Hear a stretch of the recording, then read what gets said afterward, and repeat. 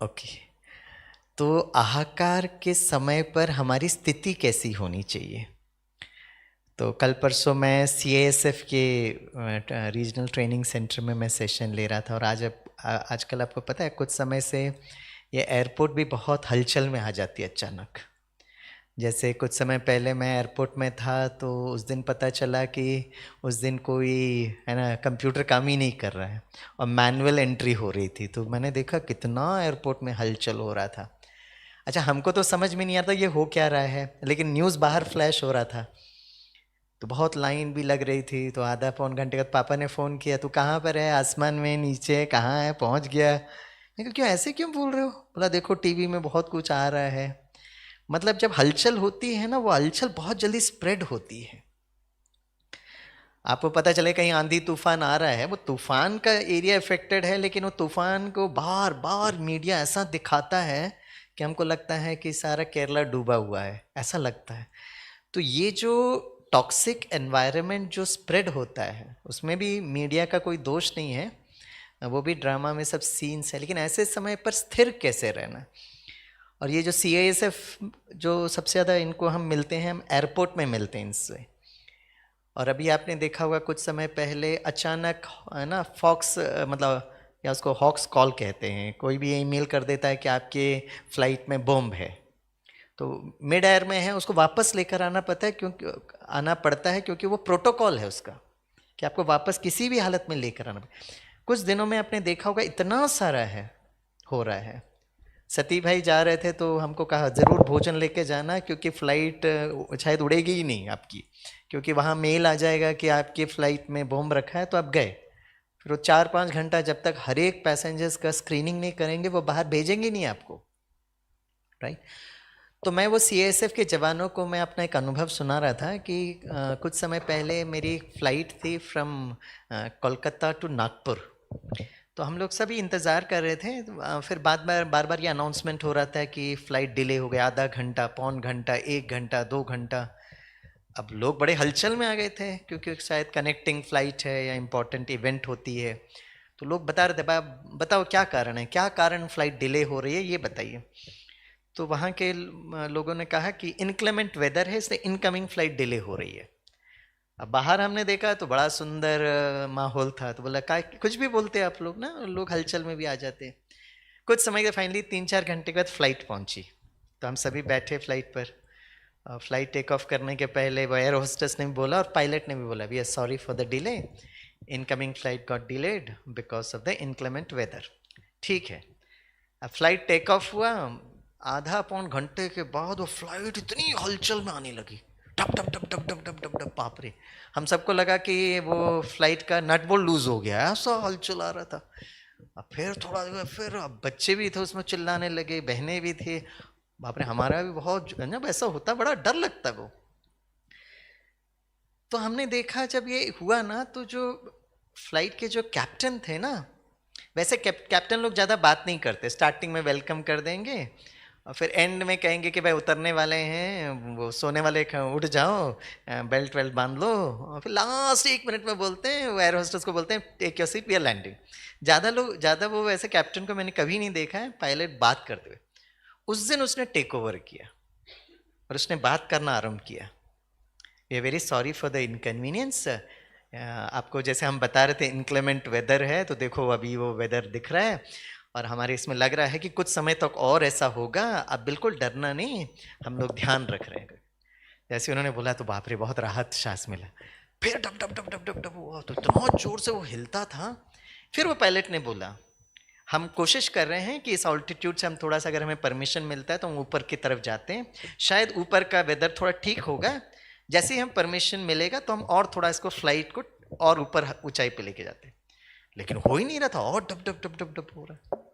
फिर उस पायलट ने बात किया, हम ऊपर जाने की बात कर रहे थे लेकिन हमको एटीसी परमिशन नहीं दे रहा है, क्योंकि बहुत सारे फ्लाइट को उन्होंने ऊपर ऑलरेडी भेज दिया है, लेकिन वहाँ के पायलट भी कह रहे हैं कि वहाँ पे भी गड़बड़ है, इसलिए आप ऊपर जाकर कोई फ़ायदा भी नहीं है।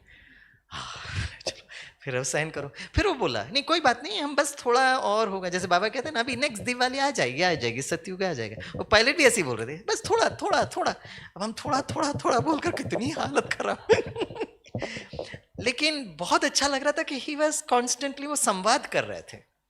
और फिर लास्ट में बोला बस अब सचमुच ठीक हो जाएगा, लेकिन एक मैं आपको बात बताता हूँ कि नागपुर का क्लाइमेट बहुत प्लेजेंट है और हम बहुत आराम से वहाँ उतरेंगे। जैसे उन्होंने बोला कि नागपुर का क्लाइमेट बड़ा प्लेजेंट है, हम आराम से उतरेंगे, सबने इतनी जोर से तालियां बजाई कि भाई लैंडिंग तो हो जाएगा। और फिर कुछ समय के बाद हम लैंड कर गए।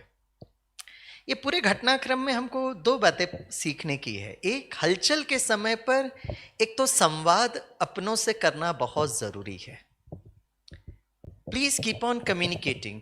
अब ये हलचल कारण सिर्फ इंक्लेमेंट वेदर नहीं, एक इमोशनल परिस्थिति हो सकती है, फाइनेंशियल परिस्थिति हो सकती है, किसी का हेल्थ ब्रेकडाउन हो सकता है। तो अपने फैमिली मेंबर्स के साथ, अपनों के साथ कम्युनिकेशन रखना बहुत ज़रूरी है, नंबर 1। लेकिन आजकल के समय पर हम लोग कम्युनिकेशन क्यों नहीं करते हैं? क्योंकि कभी कभी हम खुद ही हलचल में रहते हैं। That's a major problem. तो हमने देखा वो पायलट जब बात कर रहा था, हमको इतना हल्कापन क्यों महसूस हो रहा था? क्योंकि पायलट अपने में बहुत शांत शीतल, उनकी भाषा में, उनके कम्युनिकेशन में बड़ा विश्वास नजर आ रहा था। तो एक लीडर का काम यही होता है, हलचल के समय पर स्थिर रहना। तो इस विश्व के लीडर्स कौन है? कोई बोल ही नहीं रहे। कौन है? तो जोर से बोलो, हम हैं। हाँ, हम ही तो हैं लीडर्स। हम आधार स्तंभ हैं, हम उद्धार स्तंभ हैं। तो जब सारे विश्व में जब हलचल होगी, हम कितना अचल और अडोल रहें। तो दूसरा अनुभव मैं अपना बताता हूं। आपको पता होगा सन 2008 में नेपाल इंडिया के बॉर्डर में, बिहार और नेपाल में एक डैम है। It is called as Kosi dam. 2008 में ये डैम बर्स्ट हो गया और बहुत नुकसान किया। नेपाल को भी बहुत नुकसान किया, भारत को भी बहुत नुकसान किया। तो नेचुरली हमारे भी वहाँ पे बहुत, नेपाल और भारत दोनों तरफ सेंटर्स थे, तो नेचुरली लगता है कि वहाँ के लोग, है ना। तो फिर हम लोग ने कुछ नेपाल के भाई बहने जो जानते हैं उनसे पता लगाया, तो बोला नहीं बहुत नुकसान तो हुआ है, लेकिन भाई बहने ठीक है, सुरक्षित हैं। सेंटर में पानी भर गया, बहुत लोगों के घर नुकसान हुआ, ठीक है। तो फिर उसके बाद जब हम फिर उन्होंने भी कांटेक्ट किया मुझे, बोला स्वामी भाई यहाँ पे बहुत सिचुएशन हलचल है, तो आप आकर यहाँ पे थोड़ा सेवा करेंगे क्या? मुझे भी लग रहा था कि मैं जाकर वहाँ पर एटलीस्ट कुछ एक मदद कर सकता हूँ। और मदद क्या करना, हमको उनके मनोबल को अगर हम बढ़ा सकते हैं तो बहुत अच्छी बात है। तो मैंने कहा हम ज़रूर आएंगे। तो हम बॉम्बे से बागडोगरा फ़्लाइट पकड़े, और फ्लाइट से जब हम बागडोगरा, जो नेपाल, वहीं से जाना होता है, वेस्ट बंगाल में एक एयरपोर्ट है, तो जब वहाँ से नीचे उतरे और तो भाई आया, बड़े प्यार से हमारा स्वागत किया। तो हम उनके गाड़ी में बैठे और जब चलने लगे तो हमने उनसे पूछा कि कितना समय लगेगा? बोला 3-4 घंटे लगेंगे, और फिर हमको जो कोसी नदी है वो क्रॉस करना है, फिर उस तरफ जाना है। हमने कहा कोसी नदी वही नदी जिसमें बांध टूटा था? बोला हाँ वही नदी, लेकिन वो नया नदी बना दिया है और वो पुराना तो चेंज हो गया, नया नदी। मैं कहा अभी हम नया नदी क्रॉस करेंगे? बोला हाँ जी। मैं कहा अरे बाप रे, तो पहले बताना चाहिए था ना ये। बोले नहीं, पहले बताते तो आप आते ही नहीं थे, इसलिए हमने बताया ही नहीं। मैं कहा वाह बड़े अच्छे हो आप।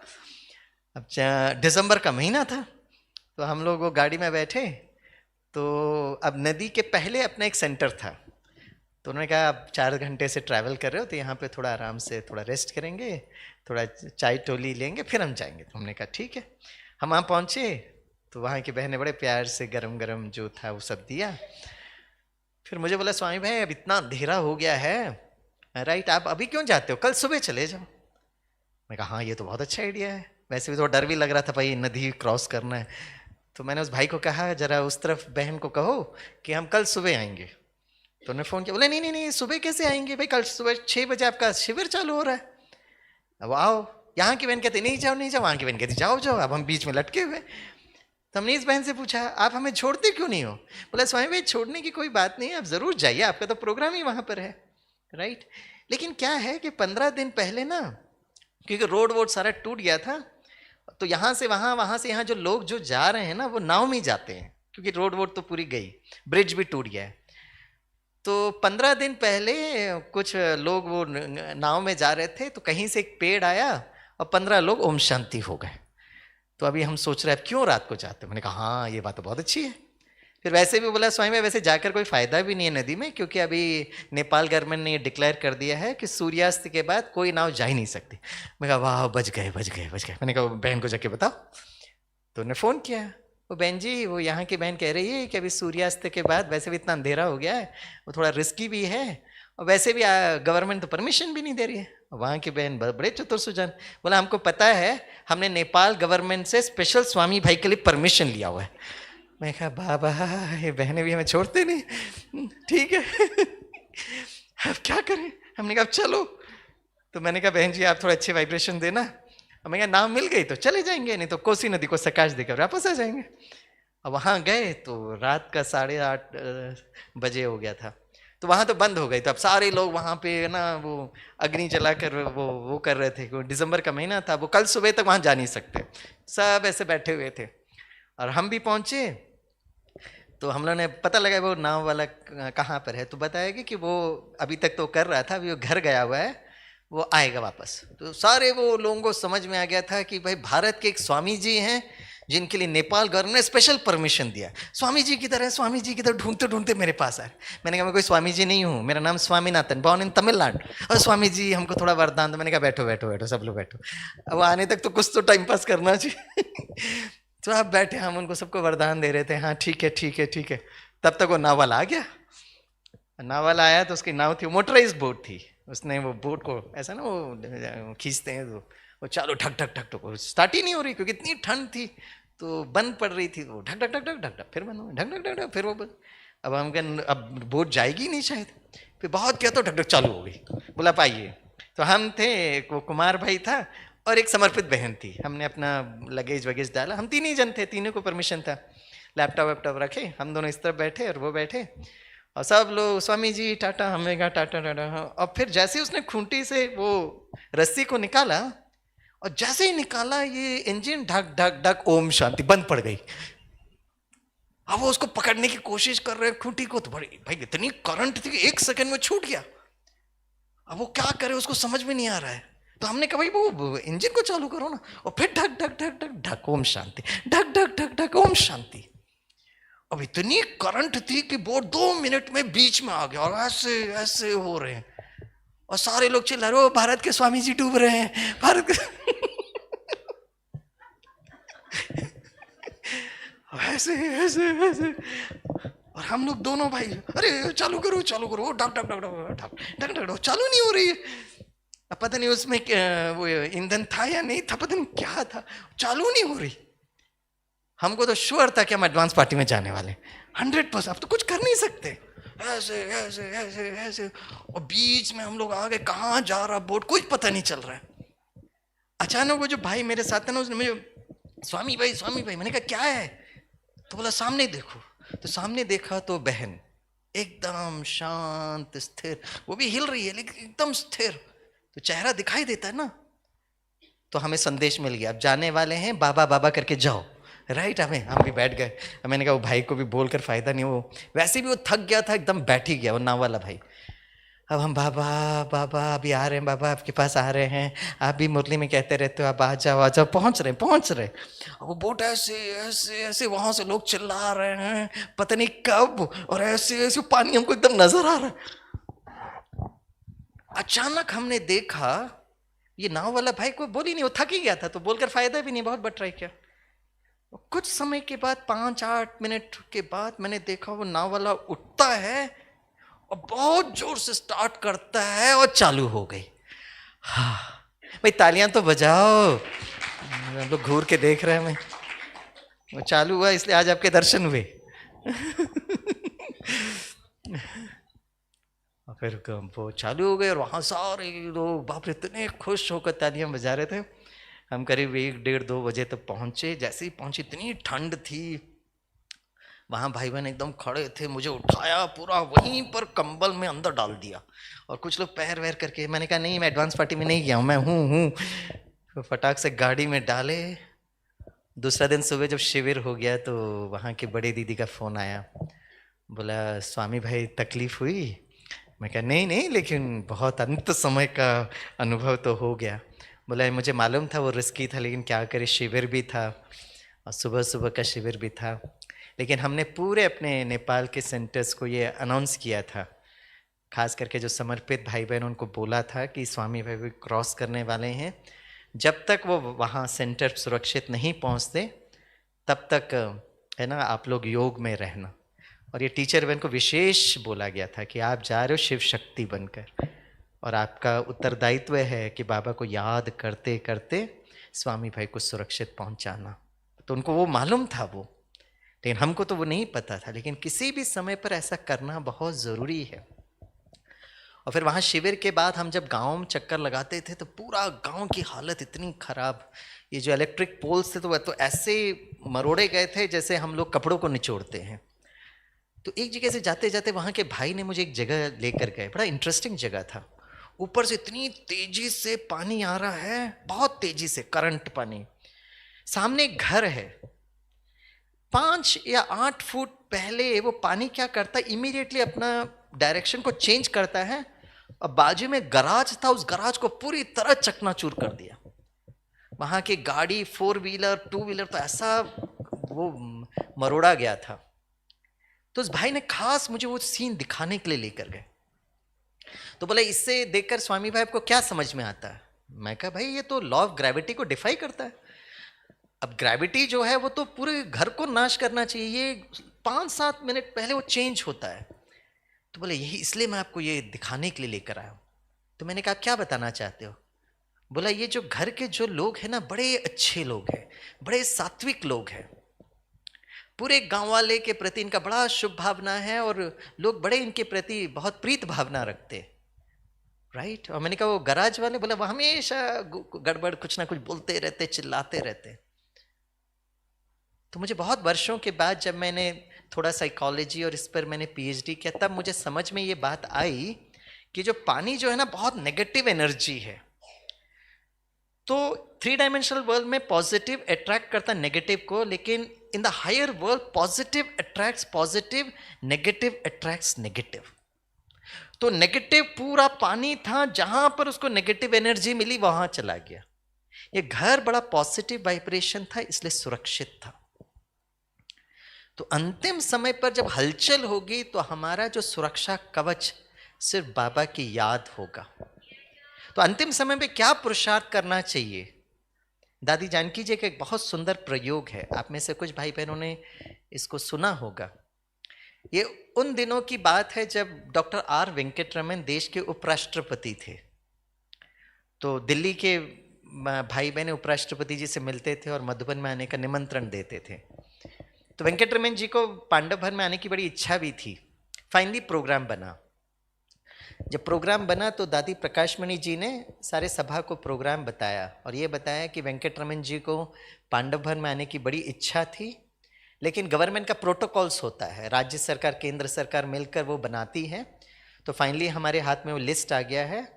तो वेंकटरमन जी वहाँ से निकलेंगे, दिल्ली से पोलो ग्राउंड में आएंगे, हेलीकॉप्टर उतरेगी, फिर वो सर्किट हाउस में जाएंगे, वहाँ नाश्ता करेंगे, फिर उनका 1-2 ऑफिशियल मीटिंग है, दिलवारा मंदिर है, और जाने के पहले करीब 12 मिनट वो पांडव भवन में समय देंगे।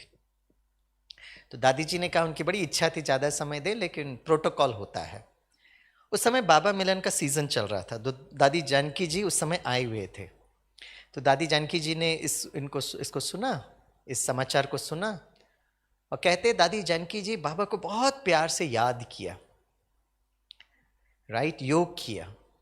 दूसरा दिन सुबह वेंकटरमन जी वहाँ से निकले, पोलो ग्राउंड में पहुँचे, उनकी हेलीकॉप्टर उतरी। जैसे हेलीकॉप्टर से नीचे उतरे तो एक तरफ गवर्नमेंट के ऑफिसर्स खड़े थे और एक तरफ दादी जानकी जी और बाबा के बच्चे थे। तो वेंकटरमन जी की नज़र सीधे दादी जी पर पड़ी, तो चल के आए और दादी जी से कहा, दादी हम आपसे मिलने के लिए और पांडव भवन खास देखने के लिए आए हैं। तो दादी जी ने भी कहा हम भी आपका इंतज़ार कर रहे हैं। तो वेंकटरमन जी ने अपने पीए को बुलाया और कहा, दादी जानकी जी गाड़ी पहले जाएगी, उसके पीछे पीछे हमारी गाड़ी जाएगी। तो बाकी सब लोग सर आपको सर्किट हाउस। वेंकटरमन जी सुन ही नहीं रहे, इनके पीछे चलो, इनके पीछे चलो। अब उपराष्ट्रपति हैं तो कुछ बोल भी नहीं पाते, पीए क्या बोलेगा। अब दादी जानकी जी की गाड़ी चली, उसके पीछे पीछे उपराष्ट्रपति गाड़ी चल रही है। तो वहाँ फ़ोन किया दादी जी को, प्रकाशमणि दादी को, दादी वो तो डायरेक्टली इधर आ रहे हैं। तो दादी जी भी फटाफट, क्योंकि काफ़ी समय के बाद आने का प्रोग्राम था, सब लोग खड़े हो गए गेट में। वेंकटरमन जी उतरे, बड़े प्यार से उनका स्वागत किया। फिर वेंकटरमन जी को पहले बाबा के कमरे में लेकर गए। आराम से बैठे बाबा को याद किया। फिर उनको बाबा की कुटिया में लेकर गए, फिर हिस्ट्री हॉल में लेकर गए, वो शांति स्तंभ में लेकर गए। तो दादी प्रकाशमणि जी ने देखा कि वेंकटरमन जी को कोई जल्दबाज नहीं है, आराम से देख रहे हैं, बड़े प्यार से अनुभव कर रहे हैं। जब दादी जी ने उनको हिस्ट्री हॉल में लेकर गए तो एक एक वो चित्र समझाने लगे। वेंकटरमन जी एकदम शांत होकर सुन रहे हैं। तो ये समझाते समझाते दादी जी ने कहा, भाई साहब आप बाबा के घर में आए हो तो नाश्ता करोगे ना? हाँ हाँ, नाश्ता करने के लिए तो आए हैं हम यहाँ पर। अच्छा भला, और नाश्ता तैयार करो। फिर एक दो चित्र समझाया। फिर दादी ने धीरे से पूछा है, भाई साहब आप इतनी दूर से आए हो तो बाबा के बच्चों से मिलोगे ना? हाँ हाँ, इसी के लिए तो हम आए हैं। अब पब्लिक प्रोग्राम तो कुछ रखा नहीं था, क्योंकि 12 मिनट में क्या रखेंगे। तो दादी जी बोला, संदेश दो। सारे बच्चे जो है ना अपने मेडिटेशन हॉल में बैठे आराम से नाश्ता कर रहे, कोई जल्दबाज नहीं। और वो पिए विए को तो सुन ही नहीं रहे वो, है ना। अच्छा नाश्ता वास्ता किए, फिर धीरे से उनको वहां लेकर गए, बाबा के बच्चों से आराम से बात किए, फिर अपनी गाड़ी में बैठे, फिर निकले। 2-3 दिन के बाद बाबा की पधरावनी हुई। फिर पूरे बाबा ने संदेश देने के बाद जब दादियां मिलती है ना, तो दादियों ने समाचार देने के बाद दादी प्रकाशमणि जी ने बाबा से कहा, बाबा जादू हो गया, वेंकटरमन जी को 12 मिनट था, वो आधा दिन यहाँ बिताए, बाबा वंडरफुल। तो बाप दादा मुस्कुराए, बोला ये योग बल का कमाल है, और योग किया जानकी बच्ची ने। तो सारी सभा सुन रही थी, राइट। तो बाप दादा जाने के बाद दादी प्रकाशमणि जी ने दादी जानकी जी को कहा, आपने कौन सा प्रयोग किया? कल मुरली क्लास के बाद अनुभव सुनाना। तो दूसरा दिन मुरली क्लास के बाद दादी जानकी जी ने अनुभव सुनाया। उन्होंने क्या किया, वो प्रयोग बहुत इंपॉर्टेंट है। उन्होंने बाबा के कमरे में जाकर बाबा को इतना प्यार से याद किया कि बाबा और दादी जानकी जी के बीच में उन्होंने एक प्रकाश में सुरंग बनाया, टनल, प्रकाश का टनल बनाया। इतना एकाग्रता से बाबा को याद किया, और घंटे उन्होंने ये योग करके वो प्रकाश में टनल इतना स्ट्रांग बनाया, मन बुद्धि से बनाया, कोई स्थूल टनल नहीं। और फिर क्या किया, दूसरा दिन सुबह अमृत वेले के बाद बाबा को याद करके दादी जानकी जी ने वो टनल जो है ना, वो वेंकटरमन जी के सिर के ऊपर रख दिया, और बोला बाबा जहां जहां बोलेगा वहां वहां आपको आना है। और वहां से वो निकले ना, प्रकाश में टनल में आ गए। अब प्रकाश में टनल में आ गए तो उनका अपना मन बुद्धि काम नहीं कर रहा है, बस जैसे जैसे आप बोलेंगे वैसे वैसे चले। तो दादी जानकी जी ने बाबा की याद में पूरा वो रूट मैप बना कर दिया, राइट, कि आप यहां आ रहे हो, ये सब आ रहे हो, कर रहे हो, फिर बाहर आप सुरक्षित दिल्ली पहुंच जाओ। तो ये हमारी भट्टी में आदरणीय राजू भाई ने अनुभव सुनाया। तो राजू भाई जब ये अनुभव सुना रहे थे तो मैंने महसूस किया, अब दादी जी तो दादी जी थी, इतनी उनकी एकाग्रता की शक्ति थी। एटलीस्ट मैं और बाबा के बीच में प्रकाश में टनल बांध करके मैं अपना जीवन तो सुरक्षित रख सकता हूं ना। और यही मैं आपको भी रिक्वेस्ट करता हूं, अभी का समय का पुरुषार्थ पता क्या करना है आपको, क्योंकि चारों तरफ हलचल, और हलचल बढ़ेगा। तो जो भी आप भाई बहन अपने घर गृहस्थ से आए हैं, या कभी कभी बहनें कहीं जाते हैं, तो हम बाबा को बोलकर ही जाते हैं। वो जरूर बोलकर, तो वो तो कंटिन्यू करना है, लेकिन बोलकर क्या करना है, बाबा को याद कर कर जहां पर आप जा रहे हो ना, पहले वो वर्टिकल टनल बांधो, और फिर वो हॉरिजॉन्टल टनल उस जगह तक लेकर जाओ। मैं सुरक्षा की कवच बता रहा हूं आपको, क्योंकि एक दिन आत्मा को कहीं ना कहीं तो कभी ना कभी तो जाना ही है, भले कारण कुछ भी बने। लेकिन जब आप उस प्रकाश में टनल में रहेंगे, और अगर ड्रामा प्लान अनुसार हमको शरीर छोड़ने का टाइम अगर आ गया है, तो बाबा की याद जरूर रहेगी, अंतमति सुगति, राइट। और जब से मैंने दादी जानकी जी का ये प्रयोग देखा, मैं उस दिन से ये अपने जीवन में करता हूं।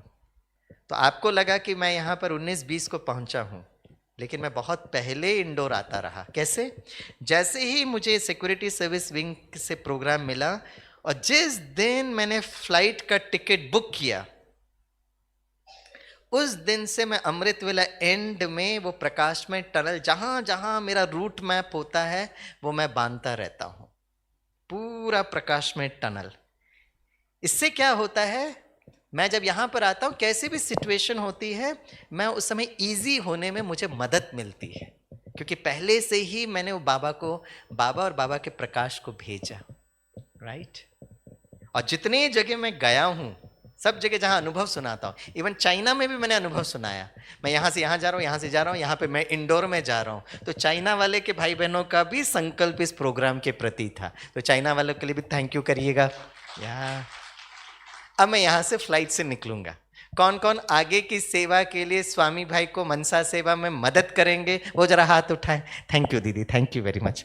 तो मैं आपको अपना रूट मैप बता देता हूँ 2 मिनट में। हर दिन मैं करता हूँ, आज अमृत वेला में बैठ के किया।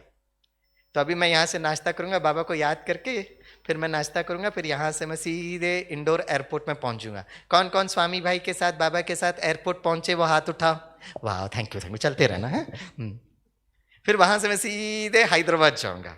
हैदराबाद के बाद शांति सरोवर, शांति सरोवर का कल मुझे शाम को फिर वहाँ पे मैं संगा रेड्डी सेंटर पे जाऊँगा। फिर कल IIT हैदराबाद, 2-4 दिन दिवाली का प्रोग्राम, इंडियन एयरफोर्स का प्रोग्राम। फिर वहाँ से मैं सीधे फ्लाइट पकड़कर, हैदराबाद से फ्लाइट पकड़कर, मैं डेट वेट नहीं बता रहा हूँ क्योंकि उससे फिर समय चला जाएगा। मैं सीधे पहुँचूँगा दिल्ली, दिल्ली से कुरुक्षेत्र, कुरुक्षेत्र का प्रोग्राम, NIT कुरुक्षेत्र का प्रोग्राम करने के बाद बागडोगरा, बागडोगरा से गैंगटॉक। कहाँ पहुँचे आप लोग? हाँ, कोई इधर उधर मत जाइए, साथ में चलिएगा। हाँ, गैंगटॉक के बाद फिर मैं बागडोगरा, फिर मैं नेपाल की सेवा करूँगा, नेपाल से वापस आऊँगा, फिर सीधे केरला, केरला में थोड़ा मीटिंग है, फिर अमृतसर, अमृतसर के बाद कोच्चिन, कन्नूर, मैसूर, फिर राजू भाई वहाँ पर आ रहे हैं भट्टी कर कर, फिर मैं वहाँ से गोरखपुर। 31 दिसंबर को मैं गोरखपुर, इस साल का तो मैं ट्रिप बता देता हूँ, और फिर मैं आगे बताऊँगा तो फिर आपका और टाइम जाएगा। तो अप्रैल 25, 2025 तक स्वामी भाई कहाँ कहाँ जा रहे हैं मेरे को डेट सहित मुझे पता है। हाँ, बीच में बस मार्च में थोड़ा सा दिन जो है स्पेस है, वो फिर मैं जैसे फ्लाइट बुक करूँगा तो सेट होता है। तो हर दिन मैं बाबा को ये प्रकाश में टनल बांधता हूँ। बहुत सारे आप बाबा के बच्चे जो घर गृहस्थ में रहते हैं, आपके बच्चे शायद मेडिटेशन का प्रयोग करते होंगे या मेडिटेशन नहीं भी करते होंगे, लेकिन माता पिता होकर आपको हमेशा लगता है कि हमारे बच्चे संघ का ध्यान रखें। अगर दादी जानकी जी डॉक्टर वेंकटरमन को उस प्रकाश में टनल में बांध करके उनके मन बुद्धि को खींच सकते हैं, तो आप भी तो कर सकते हो ना। तो सिर्फ आपको सिर्फ नहीं करना, आपके बच्चों के लिए भी वो प्रकाश में टनल बांधना है। और लास्ट एक बात बताकर मैं अंत करूंगा। बाबा ने आज की मुरली में कहा, योग बल के द्वारा नई दुनिया की स्थापना करनी है। तो हमको आत्मा को शरीर छोड़कर परमधाम जाएंगे, परमधाम के बाद कहां पर आएंगे? सतयुग में, राज्य महल में। लेकिन वो राज्य महल में आने के पहले हमको एक और महल में प्रवेश करना है, और वो महल कौन सा है? गर्भ महल। ये बाबा के शब्द हैं, गर्भ महल।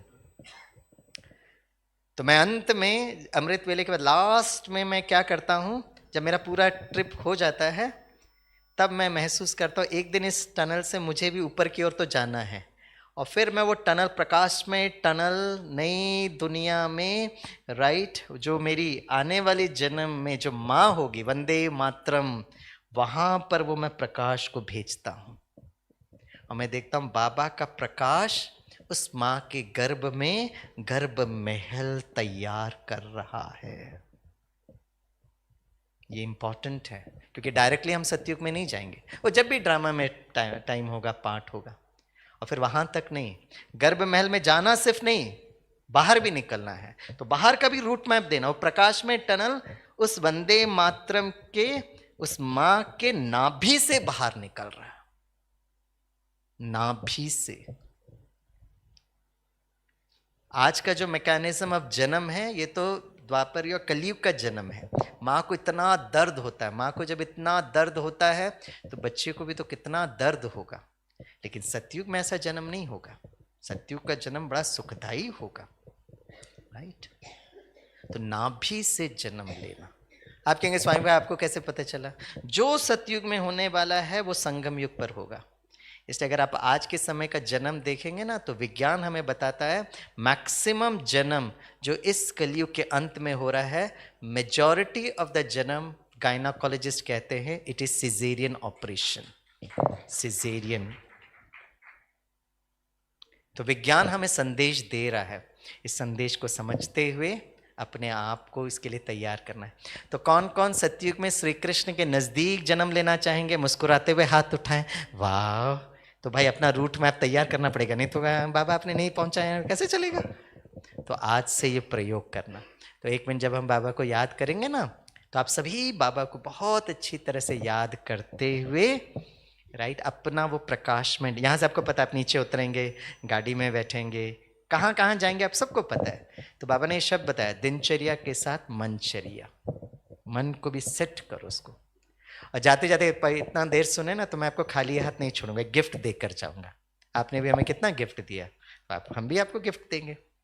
और गिफ्ट है सतयुग में श्री कृष्ण के नजदीक जन्म लेने की मैकेनिज्म। और पता क्या है वो? तो एक बार कुमारों की भट्टी कर रहा था, तो सबने कहा हमें पता है। हमने कहा क्या है? बोला 6 घंटा निरंतर एकाग्रता के साथ योग। मैंने कहा कितने घंटे? बोला 6 घंटे। मैं कहा 6 घंटे तो छोड़ो, 6 मिनट 6 सेकंड मन बुद्धि टिक गया तो बड़ी बात है।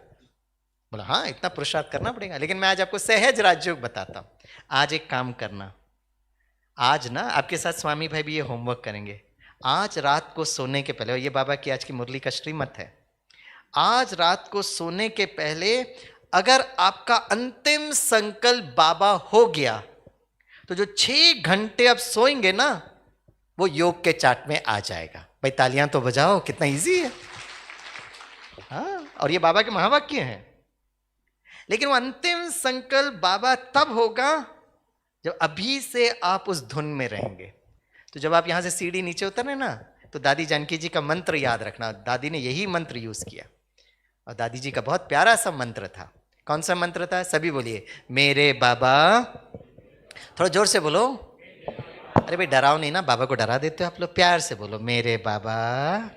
और थोड़ा प्यार भरो, मेरे बाबा, मीठे बाबा, प्यारे बाबा, शुक्रिया बाबा। तो सीढ़ी उतारे तो मेरे बाबा, मीठे बाबा, प्यारे बाबा। नाश्ता बनाएंगे, मेरे बाबा, मीठे बाबा, मेरे बाबा, मीठे बाबा, प्यारे बाबा, शुक्रिया। और रात को सोने के पहले, मेरे बाबा, मीठे बाबा, मेरे बाबा, मेरे खर खर खर।